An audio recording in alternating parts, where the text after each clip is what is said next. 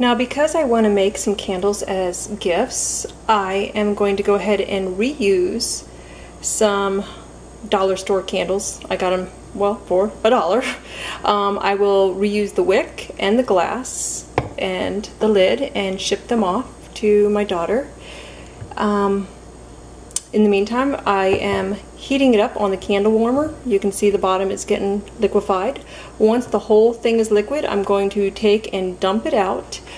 I'm going to save the wick and then wash out the glass, yeah, sorry. So that's what I'm going to go do right now, and then I'm going to start making the wax. So I've got all my supplies ready. I've got a cleaned out jar to put the wax in. I have my wax. It's the 415 soy blend because it has no preservatives in it. This is going to be safe for the skin, and that's why I chose the 415 soy blend. I've got my Shea Butter. I have my jojoba oil and my Tamanu oil, and I have my cinnamon leaf and my lang lang oil, and this is all that I am going to need to make my body lotion. So 1, 2, 3, 4. You'll see I'm not a very precise person, and I'm okay with that. Things just seem to work out.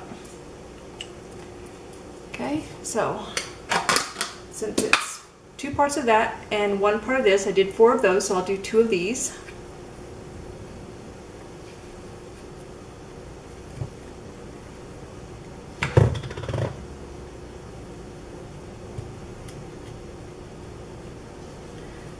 One more part of Shea Butter.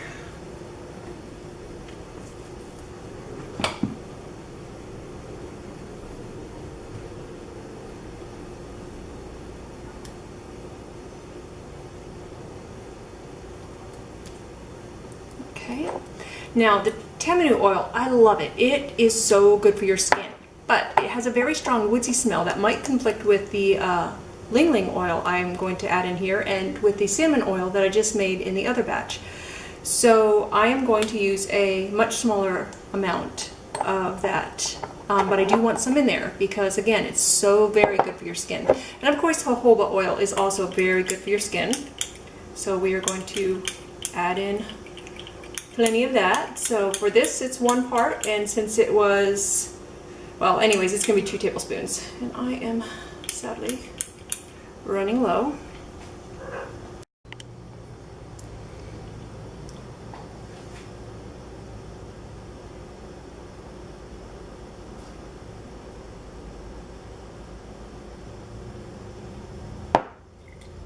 There we go.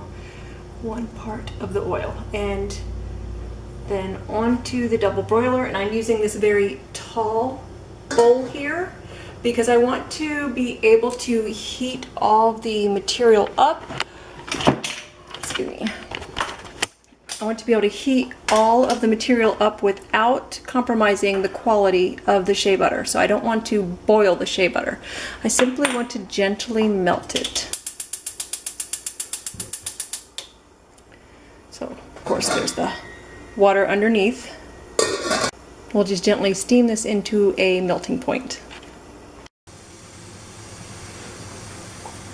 We're cooking it down nice and slow so as not to reduce the quality of the shea butter. It's almost ready, and then we're going to add our oils. In 1,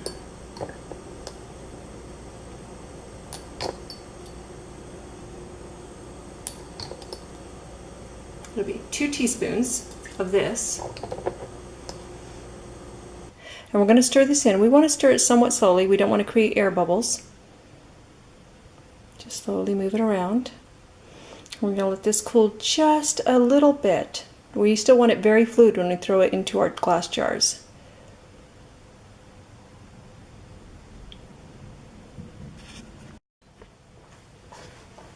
going to attempt to put the wick into the jar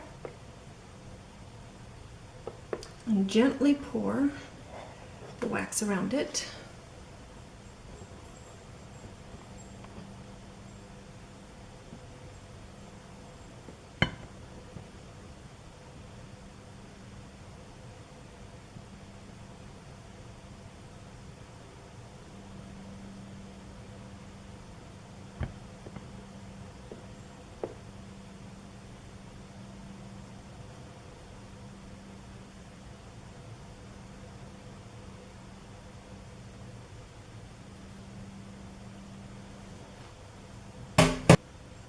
Straighten the wick out just a wee bit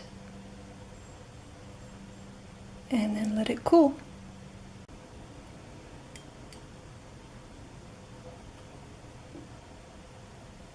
There we go. I'll let that cool. You can see this one is still firming up, but it's almost there. And this one is pretty much firmed. It's got a little bit more to go, but that is pretty much firmed and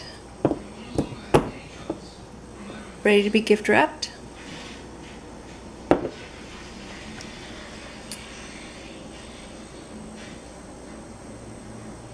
I'm very excited by this project.